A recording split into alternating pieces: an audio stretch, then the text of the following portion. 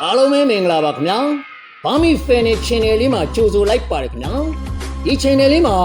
ဂမ်မီရာရက်တာနဲ့အတူတဲရီရေဘိုဝစ်တူဇက်လန်များအောင်တင်ဆက်ပေးသွားမှာမို့ like and subscribe လေးကိုနှိပ်လို့ခေါင်းလုံးလေးပါနှိပ်သွားပေးဖို့ရန်လေးတောင်းဆိုအပ်ပါတယ်ခင်ဗျာဒီနေ့ကကျွန်တော်စိတ်ဆက်ကြရဲ့တင်ဆက်မှုကဏ္ဍလေးမှာစာရေးဆရာထရီသင်္ခါရေးသားသောရက်ခတာတီဝိတုမှာလူတက်တေခံမိလီပြီးဟူသောဝိတုဇလန်အားတင်ဆက်ပေးသွားမှာဖြစ်ပါတယ်ခင်ဗျာအခန်းလေးလူတက်တေခံမိလီပြီးကျော်တော်မှာမိမိတိလိုသောတဲလွန်စာများမှာယခုရောက်နေသောနေရာမှာပင်ရတင်တော့ရနိုင်မည်မှန်သိတဲ့ဖြင့်ညောင်ဝင်းသူကိုပင်ချော့မော့ကတိလိုသမျှများမေးနေသည်ညောင်ဝင်းသူမှာထိုအမှုနှင့်ပတ်သက်ပြီးတိတင်တော့တိထားကြောင်းရိပ်မိထားသဖြင့်မိမျိုးစုံဖြင့်လှည့်ပတ်ကအကဲခတ်နေသည်ရောင်ဝင်းသူမှလည်းကျော်စောအပေါ်မှာရောက်စားကတော့တင်းတင်းမာမာမရှိတော့ပဲနူးညံ့ပျော့ပြောင်းစွာဖြင့်၎င်းတို့မောင်နှမအကြောင်းချုပ်ကိုပြောပြနေရာတဖြည်းဖြည်းနဲ့ညနေပိုင်းအချိန်သို့ရောက်လာချီပြီယခုအချိန်ထိ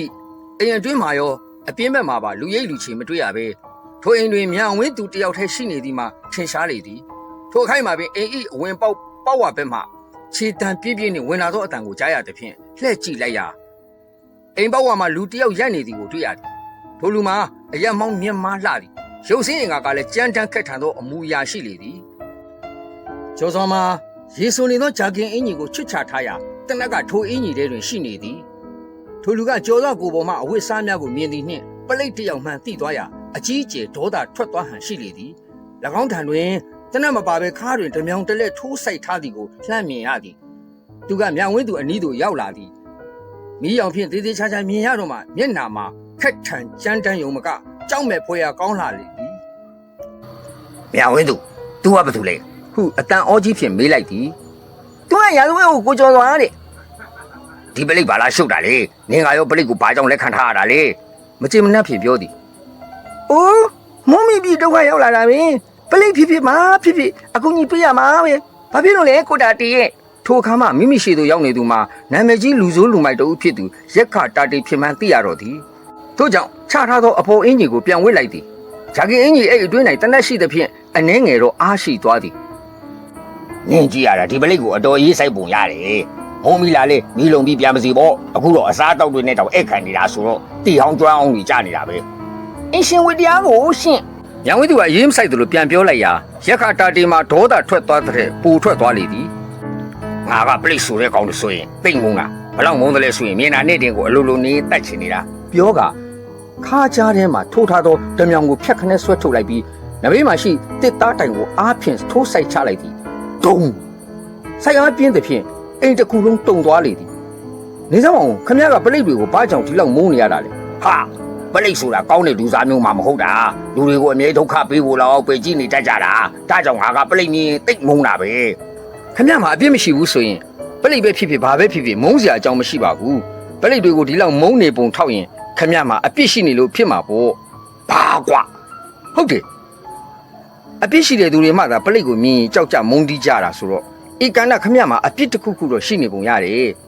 ပလိတ်ဆုပ်စကားပြောတာကြည့်ပြောစမ်းမင်းငါနာမည်မကြဘူးလားရက်ခတာတီဆိုတာငါပဲကွာရက်ခတာတီပဲဖြစ်ဖြစ်အာလာဘကတာတီပဲဖြစ်ဖြစ်ကြောက်စရာမလိုပါဘူးအပြစ်ရှိရင်တော့ဖမ်းဆီးရမှာပဲ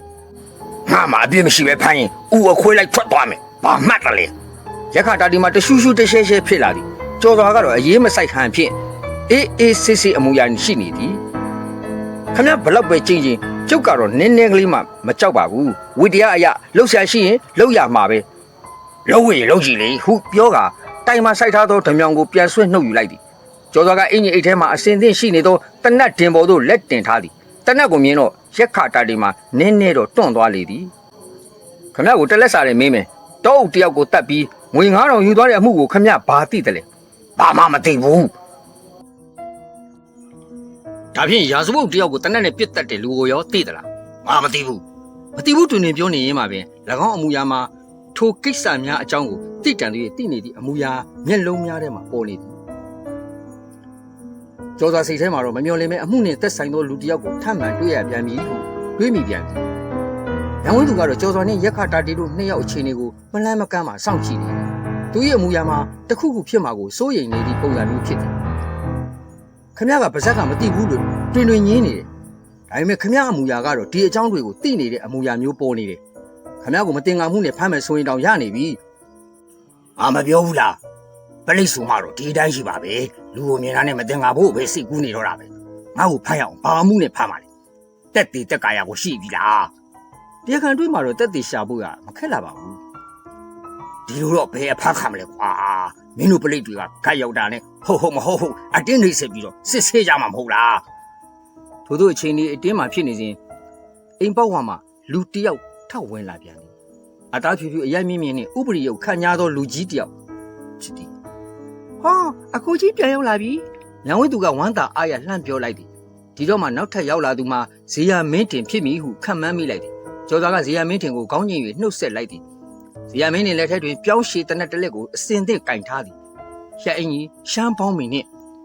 အုတ်ထုပ်အဝိုင်းတစ်လုံးကိုစောင်းထားသည်မျက်နှာပေါ်မှာနှုတ်ခမ်းမွေးရှင်များရှိပြီးတီကြီးခါညားသောအသွင်ရှိသည်သူကဘာသူလဲသူကရာဇဝတ်ကိုကြော်စွာရတယ်ကိုကြီးဒီကိုဘာအတွက်ရောက်လာတာလဲကျွန်တော်လှုပ်တောင်ဝင်နဲ့ခီးထွက်လာရင်မိုးတမုံနိုင်ပြီလို့မိုးဝင်ခိုးတာပါကျော်စောကဝင်ပြောလိုက်သည်မဟုတ်ဘူးဆရာကြီးသူကတုံးအုံနဲ့ပလိတ်တယောက်တည်တဲ့အမှုကိုစုံစမ်းဖို့လာတာဒီရောက်တော့ကျုပ်တို့ကိုမတင်ငါဖြစ်နေတာရက်ခါတာတီကဝင်ပြောသည်ထို့အခါဇေယျမင်းတင်ကကျော်စောကိုအကဲခတ်လိုက်သည်တစ်ချက်လှမ်းကြည့်သည်ရက်ခါတာတီကတော့ဇေယျမင်းတင်တစ်ခုခုအမိန်ပေးလိုက်လေကျော်စောကိုရန်ရှာမီးပုံစံမျိုးရှိသည်မောင်ကကျုပ်တို့ပေါ်ဘယ်လိုများသဘောထားလို့လဲမေးစရာရှိတာတွေမေးချင်တာပါပဲမေးပါရာဇဝတ်အုပ်ကိုဖတ်ခင်တည်တဲ့အမှုနဲ့ပတ်သက်ပြီးဆရာကြီးအနေနဲ့ဘာများသိတယ်လဲဆိုတာသိချင်ပါတယ်သူတည်သွားပြီလားဇေယျမင်းတင်ကအံ့ဩသွားဟန်ရှိသည်ဟုတ်ပါတယ်နောက်စီကိုတနတ်နဲ့ချောင်းပစ်လို့တေးပါပြီဖြစ်ရလေမတေခင်ကျုံနဲ့တောင်တွေးလိုက်သေးတာပဲကျုပ်ကိုင်းနေတဲ့တနတ်နဲ့ပတ်သက်ပြီးလိုင်စင်ရှိသလားဆိုပြီးစစ်လားဆေးလားလုပ်နေသေးတယ်ဒါနဲ့ဒီအခါကဘယ်သူများလဲဒီအဖြစ်ကိုကျွန်တော်သိချင်နေတာပါပဲစုံစမ်းကြည့်တော့ဘယ်လိုတဲလွန်စာရပြီလဲကိုဖခင်အသက်ခံရတဲ့နေရာကိုဆရာကြီးရဲ့နှမမြောင်ဝင်းသူရောက်ခဲ့တယ်ဆိုတာကတော့တက်တည်အထောက်ထားတွေ့ထားပါတယ်ဟမ်ဆရာမင်းထံမှာမျက်နှာပြက်သွားသည်